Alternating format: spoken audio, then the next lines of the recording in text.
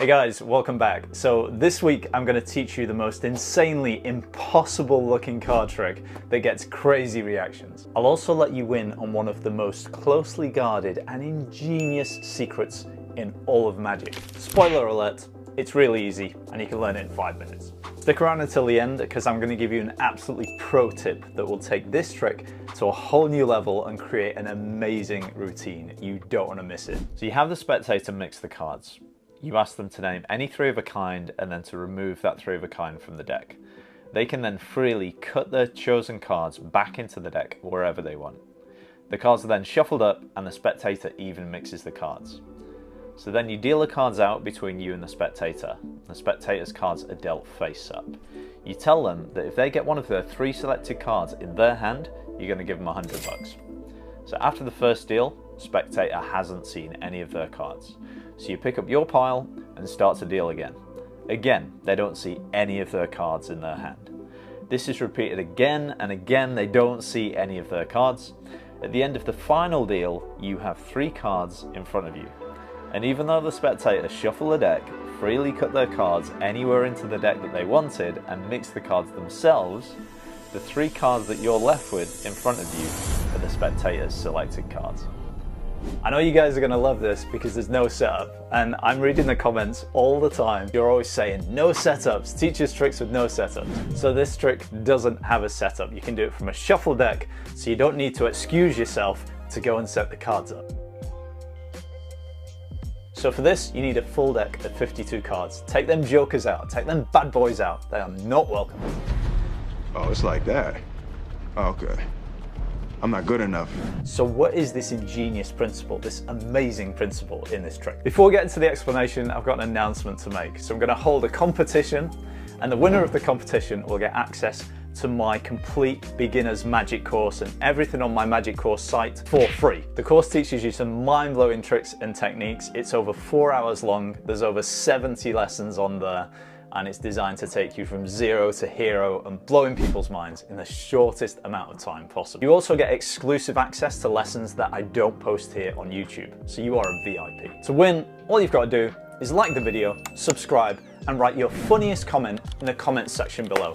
And the one that makes me laugh the most, they're going to win the full course, and I'm going to announce the winner of the course at the end of the video next week. So good luck. On to the explanation. How does this work? This is one of my favorite principles in all of Magic. It's the free cut principle. It's a mathematical principle that has the spectator place cards in specific locations in the deck while they apparently cut the cards and assemble the deck themselves. In other words, they do the trick for you. All right guys, so I'm going to give you my view of this so you can just copy along and everything is going to work out. You get the cards shuffled up and then you ask the spectator to name any three of a kind.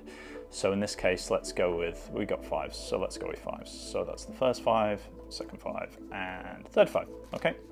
So you get them to remove any three of a kind, like this. So now we're going to do the free cut principle, and you're going to place specific numbers of cards onto the table. So the first pile is going to be 10, the next two piles are going to be 15, and this pile is going to be 9. But I'm going to show you a very easy way to do that. So when you're pushing the cards like this, the easiest way to do it is just to push 2 cards off at once. So 2, 4, 6, 8, 10, right? And you're going to place them over there to the left, okay? Now you're going to do 15, so that's 2, 4, 6, 8, 10, 12, 14, 15, like this. You're going to place them next to the first pile. Now you're going to do a pile of 9. So that's 2, 4, 6, 8, and then 1, which is 9. Place them off to the far side. And then finally, that will then leave you with 15 cards. Place these here. So this is why the whole thing works. This is the free cut principle. You can get them to put any 5, whatever they want, onto this pile, like so. They put it onto the first pile over here on the left, and you ask them to cut however many cards they want, just to cut a small packet wherever they want, and to place it on top of the first 5. Okay, and this looks really fair and honest. You get them to do it with the next 5, so they place this 5 on top of this pile. They can cut any number of cards from this pile on top of this 5, and then finally this 5 goes on top, and everything is gathered together like so, and it all looks pretty fair. Now at this point in the trick, I did a false shuffle. Now if you know a false shuffle, go for it. If you don't, I'm going to teach you a very, very easy cut that does pretty much the same thing.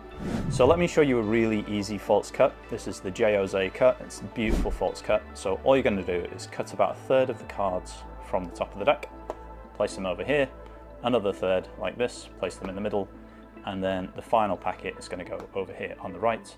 And then you're just going to gather the cards back up again, starting with this pile on top of the middle pile, and then on top of this pile. And that has done absolutely jack. The cards haven't changed position now, and the trick's still going to work. So it's a very nice false cut. So you can do that if you don't know false shuffle, works just as well. Inside a tip, you can actually guide the spectator to do that. You instruct them, hey, cut some cards here, and then have them gather them up. And it's just a really nice thing that you actually get them to do the false cut without them knowing about it. Nice! Now you're going to start the dealing procedure, and all you're going to do is you're going to deal to them first. Okay, so in this round you're going to deal to them first. You can deal face up like this, and then face down to yourself. Face up, face down, face up, face down. And you just keep going like this. And you ask them, hey, if you see your card, just shout stop. Right? So you're just going through the cards like this, and they're going to find that as they go through the cards, they're not going to see their cards. They're not going to see the three of a kind, right? So you get all the way to the end and they have not seen their three of a kind. Okay, so far so good.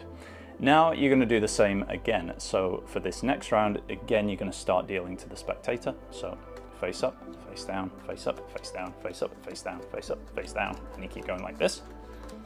Okay. And all the while the suspense is building now, because they're like, hang on a minute, I'm not seeing my cards, this is crazy. And you can remind them they could have cut their cards anywhere they wanted into the deck. They cut the cards themselves. Now on this round, the third round, you're going to start by dealing the cards to yourself first. If you don't do that, the trick won't work, okay? So deal a card to yourself first, and then to the spectator. Right. Okay, that's the only time you do this. You're going to do it 4 times. That's the only time you deal to yourself first. Okay, there. And then finally, you're going to finish off by again dealing to the spectator.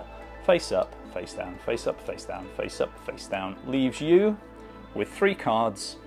They can look through all of these cards and they can see that their cards aren't in any of these cards. You remind them, you say you shuffle a card, you cut the card yourselves, but in the end you are left with the spectator's selected cards. And I think that's just one of the most fooling, beautiful principles in all of Magic. Now that is an amazing trick, but what if you can make it even stronger? Well, there is a way. So at the end of the trick, when you've got the 3 cards out, go into the rest of the cards and take the remaining matching card that matches those 3. So you end up with 4 of a kind, and then you go into this trick here.